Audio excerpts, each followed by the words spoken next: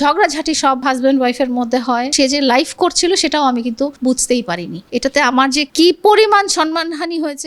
জানতে চাই যে ওদিন কি হয়েছিল আপনার সাথে মামুনের, বা মামুন কখন এসেছিল আপনার বাসায়, বা আপনি ওকে বাসায় ডেকে এনেছিলেন কিনা?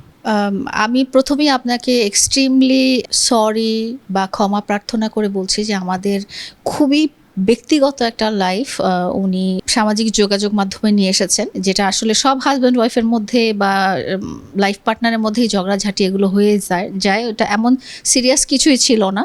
তো উনি এমনভাবে পাবলিকলি নিয়ে আসছেন যে এখন এটা একদম মানে কি বলবো যে পুরো নেট পাড়ায় ছড়িয়ে গেছে এই জিনিসটা, যেটা আসলে উচিত হয়নি, এটা করা উচিত হয়নি। এটা আমার এবং তার ব্যক্তিগত কথোপকথন ছিল, এটা কোনো লাইভ করার ব্যাপার ছিল না। এবং সে যে লাইভ করছিল সেটাও আমি কিন্তু বুঝতেই পারিনি।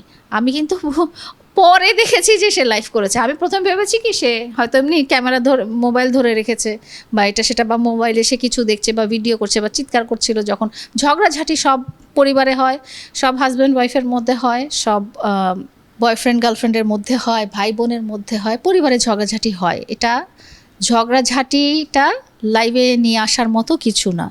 হ্যাঁ, এবং আমি খুবই ব্যক্তিগত একটা স্টেজে ছিলাম। আমি একদম মানে ঘুমাইছিলাম, একটা টি শার্ট, মানে কি অবস্থা। তখন আমি যেটা বলছিলাম যে আমার তার আগের রাতে আমার ঘরের এসিটা সার্ভিসিং করে দিয়েছে, আমার পর্দার মধ্যে বেডশিট লাগানো ছিল যাতে পর্দার মধ্যে ময়লাগুলো না পড়ে। ওই অবস্থায় সে পুরো ঘর, পুরো বাসা এবং মানে একদম ব্যক্তিগত মানুষের যে একদম খুবই ব্যক্তিগত থেকে ব্যক্তিগত লাইফটা সে লাইভের মধ্যে শেয়ার করেছে, এবং যেটা এত মিলিয়ন মিলিয়ন লোক দেখেছে। এটাতে আমার যে কি পরিমাণ সম্মানহানি হয়েছে সেটা বোঝার মতো। তারও কিন্তু সম্মানহানি হয়েছে। সে যে একটা ঝগড়ার ব্যাপারটা যে সে এইভাবে করে বলছে। আচ্ছা, প্রিন্স মামুনের সাথে আমার 1 তারিখ মার্চ থেকে প্যাচ আপ হয়ে যায়, এবং তার সাথে আমার যে একটা সম্পর্ক আছে বা ছিল, এটা যেহেতু সবাই জানেন। এই বাসাটা আমি এবং প্রিন্স মামুন প্রথম থেকেই থাকা শুরু করি। সো এই বাসার সব কিছুই ওর ওর জামা কাপড় এখনও আছে, জুতা এখনও আছে, এবং ঝগড়াঝাটি মিটমাট হয়ে যাওয়ার পর থেকে ওই বাসাটাতে থাকা শুরু করে, থাকে। ওর বাসাও থাকে, ও বসুন্ধরায় ভাড়া থাকে, ওখানেও থাকে, এখানেও থাকে। এখানে আমি ওকে ডেকে নেওয়ার কিছু নাই, ও আসে, ও খাওয়া দাওয়া করে। বুয়ারা সবাই যেহেতু জানে যে আমরা হাজব্যান্ড ওয়াইফ, সবাই ওভাবেই ওকে ট্রিট করে। তো এক্স্যাক্টলি ওই রাতে কিছু হওয়ার আগে আমি একটু ব্যাক ফরওয়ার্ড হয়ে যাই, আমাদের মিউচুয়াল হয়ে যাওয়ার ব্যাপারটা থেকে আসি। সেটা হচ্ছে যে 1 তারিখ মার্চে 2 দিন আগে আমি টেলিভিশন নেক্সাস টিভিতে ওর একটা ইন্টারভিউ দেখি, যেখানে সে খুব বড় একটা মিথ্যাচার করেছিল।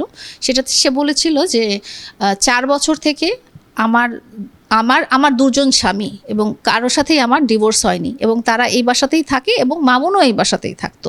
এত বড় একটা মিথ্যাচার সে নেক্সাস টিভিতে করে, যেটা আমার এবং আমার এক্স হাজব্যান্ডদের খুব বড় একটা মানহানি হয়েছে এবং খুব বড় একটা মিথ্যাচার হয়েছে, একটা অনৈতিক একটা কথা বলা হয়েছে জাতীয় টেলিভিশনে। সে এই ধরনের বক্তব্য দেওয়াতে আমি তাকে জানাই এবং উকিল নোটিশ পাঠাই যে সে যে বক্তব্যটা দিয়েছে সেটা তাকে প্রমাণ করতে হবে, এবং সে যদি প্রমাণ করতে না পারে তাহলে তার নামে আমি 100 কোটি টাকার মানহানি মামলা দিব, কারণ এত বড় একটা মিথ্যাচার সে জাতীয় টেলিভিশনের মাধ্যমে করেছে।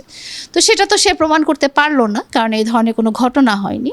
তো তৃতীয় দিনের দিনই সে আমার সাথে 1 তারিখে তার যে বিজনেস পার্টনার মাসুদ ভাই, ওর সাথে করে সে আমার সাথে যোগাযোগ করলো এবং বলল যে আসো আমরা সব মিটমাট করে ফেলি, আমরা আগের মতো সব ঠিকঠাক করে ফেলি, কিন্তু পাবলিক করব না, যেহেতু আমাদের ব্যক্তিগত লাইফটা ব্যক্তিগত থাকবে, পাবলিকলি আমরা আনবো না, পাবলিকলি আমরা কোলাবোরেশন পার্টনার হিসেবে থাকবো, আর তুমি মামলাগুলো তুলে নিও।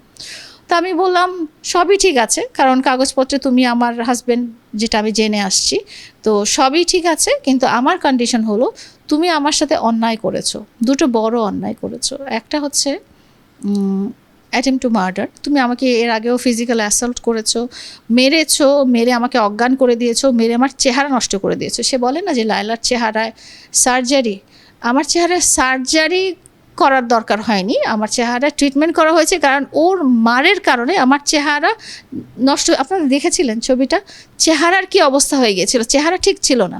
প্রতিবারই সে আমার মুখে মারে, প্রতিবারই সে আমাকে কিন্তু মুখে মারে, চেহারা নষ্ট করে দিতে চায় আমার। একটা মানুষকে আপনি মুখে কখন মারবেন? যখন আপনি চাবেন যে তার মধ্যে কোনো আত্মবিশ্বাস আর না, মানুষ কি করে, অ্যাসিড ছুঁড়ে মারে না, মুখে ছুঁড়ে মারে, হাতে পায়েও তো মারতে পারে। মামুন আমাকে হাতে পায়েও মারতে পারতো, কিন্তু মামুন না সবসময় মুখে মেরেছে, যাতে সে চায় যে আমি দুনিয়ার মানুষের সামনে না আসতে পারি বা আমার মধ্যে কনফিডেন্সটা না থাকে বা এটা সেটা।